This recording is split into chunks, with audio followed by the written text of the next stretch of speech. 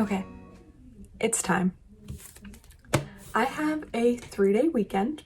It is currently a Thursday. I just got out of work and came home, and I am going to reread the Grishaverse trilogy. It has been 4 or 5 years since I read this. Has it really been that long? I was a student teacher. 5 years. It's been 5 years since I've read this book trilogy. And I remember really liking it, if I'm going to be honest. I came across it trying to look for good books to suggest to the kids I was teaching. It was a middle school. And my library had suggested the Shadow and Bone Trilogy by Leigh Bardugo. And I read it in a weekend, quite like this, a 3-day weekend. And so I think it is time to reread it, especially since the show is going to be airing quite soon. So let's get on this bandwagon and, get into this. I've heard a lot of mixed reviews on this book, and I really should have reread this before reading the Six of Crows duology for the first time, a month ago? I did a vlog on it, and I'll link that above and below, like always. But I'm just going to see what I think about it. 3-day weekend, 3 books. I am very hopeful for this, and we'll just get right into it. I don't know, I'm starting tonight. Give me a head start on this because it is a busy weekend. I have a lot of things planned, actually, a lot more than I thought I was going to, but such is life. And I'll check in with you tonight and see how I'm feeling. So, see you soon.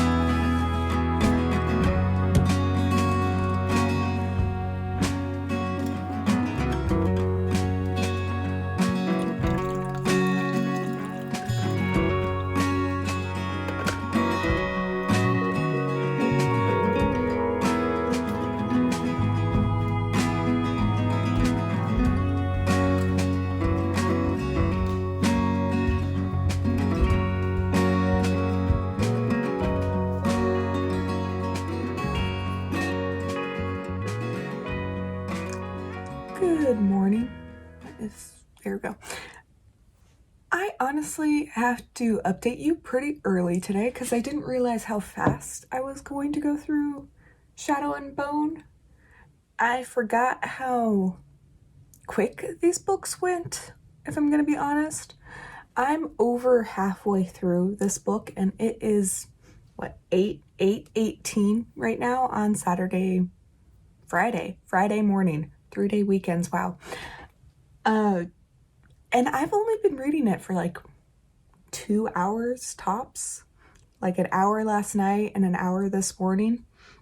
And I just wanted to update you because I'm probably going to finish it before I even have to go out this morning and start my day. And then that just means I have to start Siege and Storm. This might be a really quick vlog. We'll see. But let's just update. This is a reread. Let's just put that out there once again. Yeah, it's a typical chosen one trope. I'm remembering a lot of things that are happening. Elena gets her sun summoning power. She gets whisked away. She finds out she's not as good as she thought she was until it was inside her the whole time. Typical, right? and then that three-way love story comes in, right? Mal, Elena, the Darkling. Yeah, a lot of typical 2012 YA fantasy romance kind of thing happening here. So I guess there's not really that much to talk about, especially considering we're just halfway through the first book, and we really should have more to talk about, I think, at this point. But life. I mean, there's nothing wrong with it. I shouldn't say that in a bad tone. There is absolutely nothing wrong with it. I'm just looking at it as someone who's doing a reread, and point blank, I think the concept of the books, they're beautiful. I really like the world that we are set in. The Grisha powers are really, I like them. I really do. I wish we had more backstory, at least so far in the book, to see like how are kids plucked from their families? How are they trained more when they're young? Because you're really only getting Elena as an older Grisha being trained. But what about those 5-year-old kids that are being trained? Like, how do they take care of them? That's kind of going unanswered right now. And the people that Elena's hanging out with in the little palace are not really young. They're not those 5-year-old kids, and I'm not seeing any mention of those kids. I'm just going to put that out there as a criticism, I guess.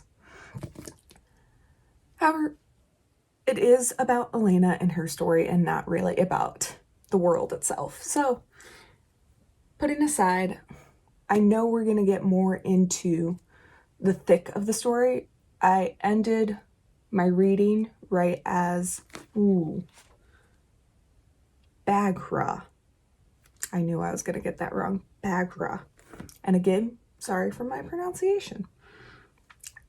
Is about to tell Elena some things. So I will try to update you when I finish this book and my thoughts on that. And I think I haven't read like this extra that this book comes with, so we'll see. And I'm hoping again to finish this before I start my day. And again, to update you before I start my day. But that is my current update, and we'll just continue on this journey.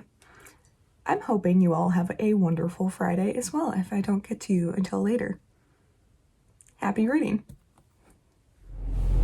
All right, so I did have to start my day a little bit, well, let's be realistic. I had to start and run out the door as soon as I finished Shadow and Bone.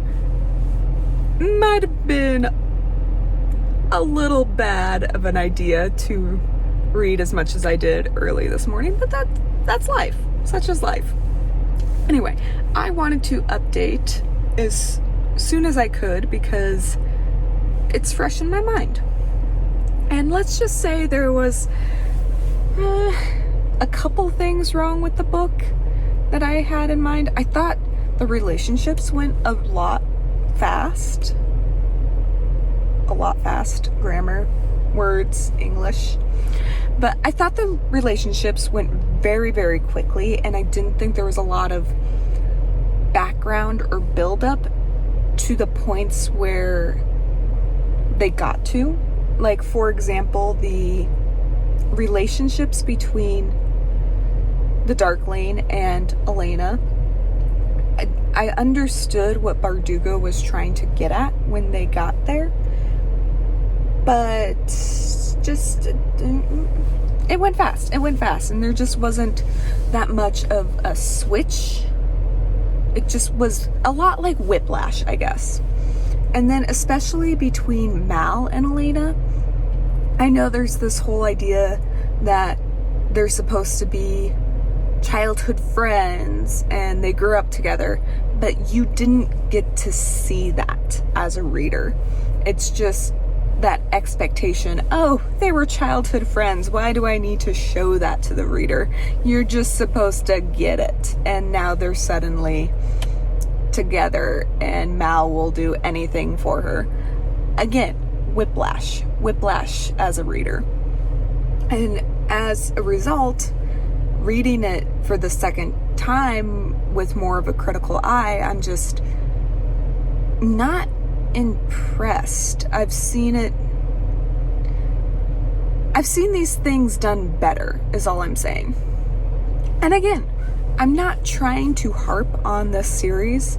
It's just criticism, I guess. It'll be interesting to read the sequel, because, I mean, second book in a trilogy is never the best, to say the least.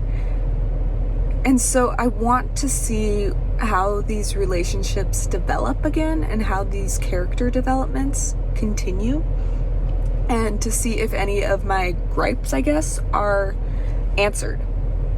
But saying that, I need to continue on my day and go home only to go out once more. Busy days off, but I'll talk to you soon.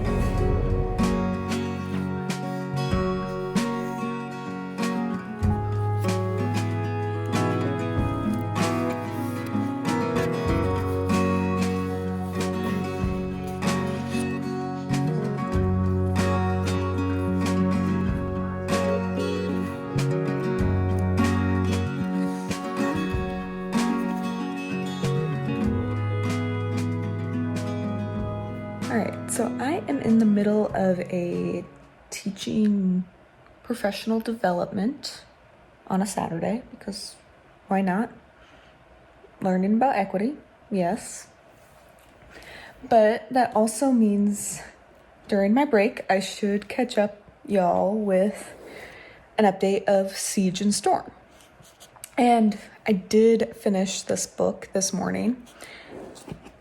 Again, very fast read, a little bit bigger. I think it's about 100 pages bigger than Shadow and Bone, and that's fine. It felt longer. It felt slow. Let's just put it out there. It is a sequel. Yes, it's very much a sequel in a trilogy. It's that middle book. There's not much that happens. And there seemed to be a lot of adventure at that beginning part and a lot of excitement, I guess, at that ending part. And then not a lot that happens for a majority of this book. Such is life. I like Nikolai. It is Nikolai, right? I'm horrible person. I just read a whole book about this. Nikolai. You know, the prince. Yay! I did get that right, which is exciting. But I felt Nikolai was a really good character to add. At the same time, it kind of made me frustrated, I guess, because you already have the love triangle between Mal, the Darkling, and Elena, and then to add a love square, I guess, between Elena, Nikolai, the Darkling, and Mal was just a little like, really, was that necessary? And then, of course, Elena suffers from, I'm the chosen one, and I can't choose. You know, the usual. But it was certainly an interesting book and certainly an interesting take. I do have to say, I really like the take that Bardugo goes with English. I can English. Did I mention I was already in a 2-hour meeting this morning? Training, not meeting. But I do like how Bardugo goes down the path that Elena is a saint. And as someone who actually studied saints quite a bit, the death, the martyrdom, all that good things. All that good things. Again, wow, maybe later in the day I can English better. But martyrdom, I think, is a very interesting take.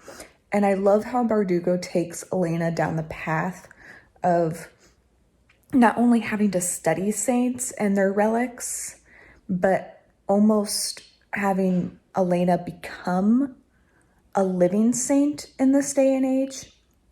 And again, this is a reread, so I know about where the third book will be taking Elena. But it's just very, very interesting. And I really, really liked that tidbit. And I remember really falling in love with that. And that's kind of what made these books really stand out to me when I first read them, because I was just reading them after doing a majority of my studies on saints in college.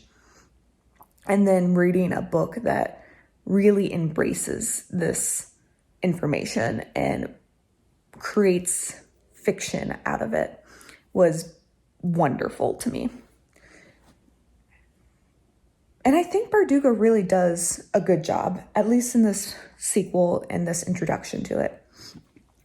And I will bring up, I had that criticism of not knowing the younger training in the little palace with the Grishas.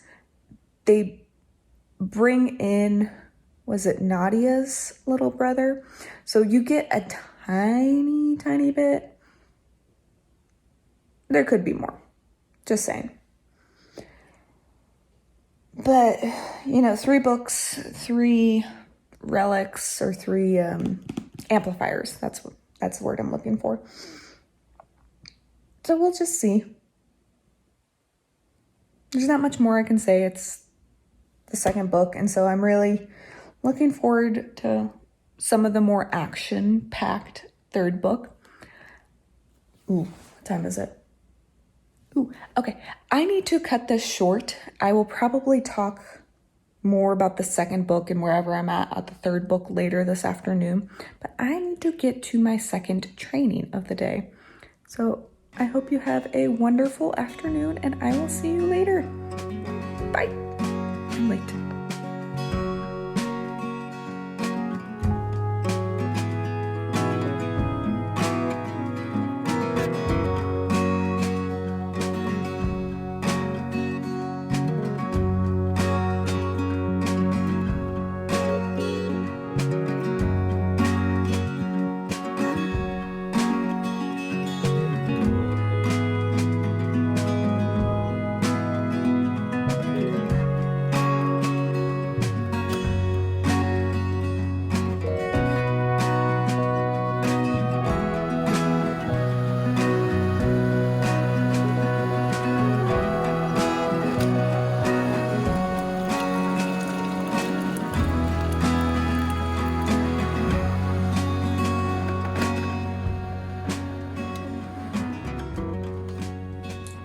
Good morning. I have to admit, before I even start this section, this playback, whatever this is, it is currently 8:40 in the morning, and this is the first thing I'm doing after waking up. So I'm tired. Still have yet to have my first cup of tea. So we'll just see how it goes. However, I did want to finish this while things were fresh in my mind. But I did want to take the night to think about all of my feelings, because I did finish Rune and Rising quite late last night. I don't believe I updated you when I was halfway through. I pretty much sat down and read this book in one sitting.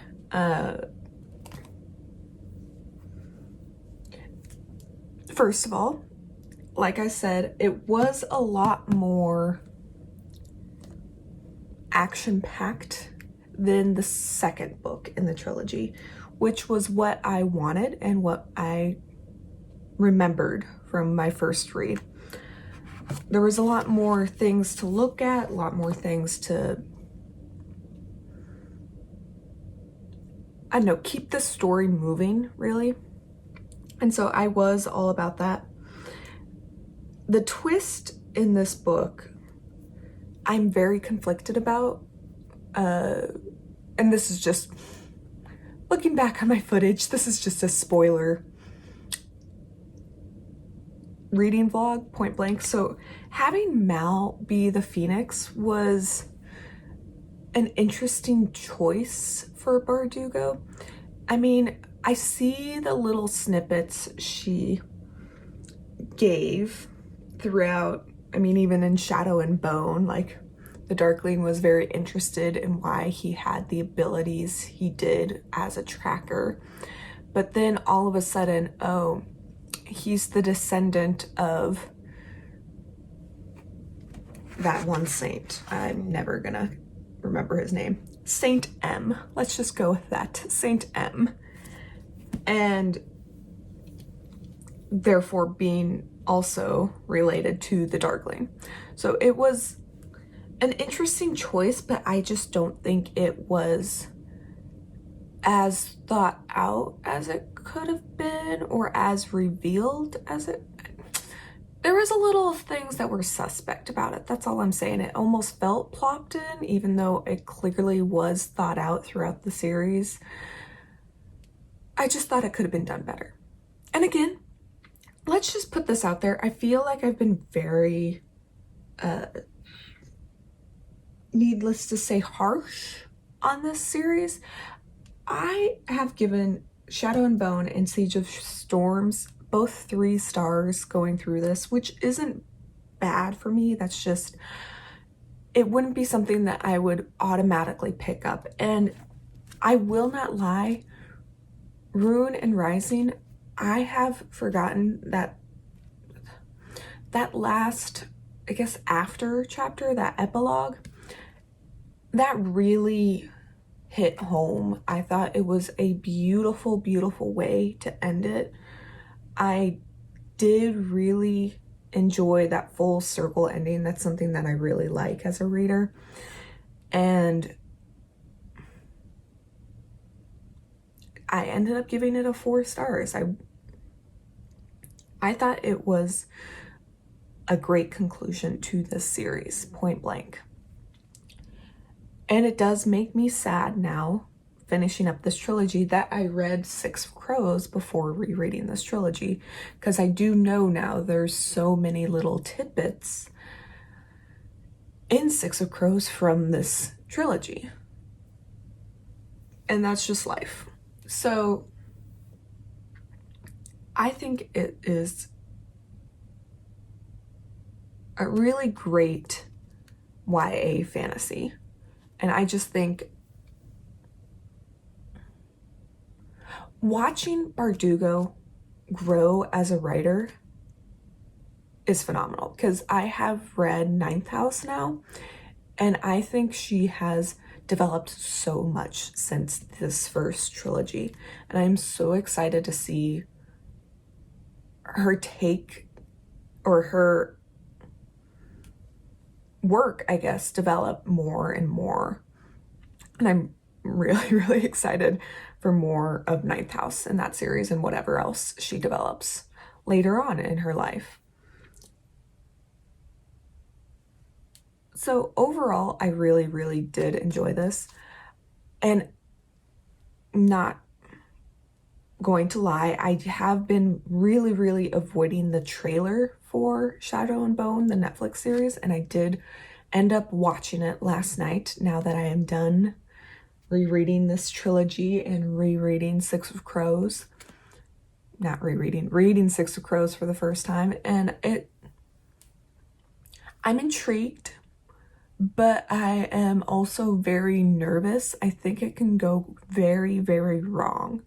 I think, in my personal opinion, these series would have done a lot better as more of a cartoon, because I think these powers would have been shown a lot better in cartoon format, because let's be realistic, in a real life format, the budgeting for just the fold and the monsters and all of their powers, that is going to be a lot of money. And so the 1 or 2 or 3 times they're going to have to show their powers, it's going to be spectacular. But the little times that Elena or the Darkling even shows their powers, it's going to be subpar, in my opinion, because the budget can only go so far.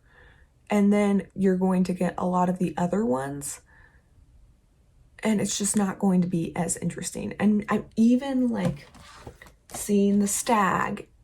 I'm afraid that the stag isn't going to be as phenomenal as it could be, or the sea serpent, the sea whip. I don't think it's going to be as cool.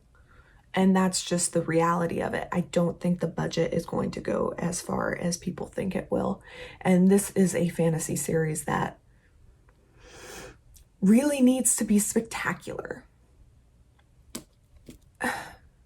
And so that's my major concern going into a real life version of this series. But we'll see. I'm really hoping that I am proven wrong in that sense. But that will be the end of my Shadow and Bone reading vlog. I just recently got Elantris in the mail, and I am excited to dive into Sanderson today. But I hope you all had a wonderful weekend, and if you enjoyed this, please give me that thumbs up, and honestly, give me a comment down below. How do you think that series is going to go? We're about, what, a month away or so until we get to see it for the first time? Are you excited for it? What are you kind of worried about seeing that trailer for the first time? Give me your thoughts. But I will see you next time. Have a wonderful day. Bye.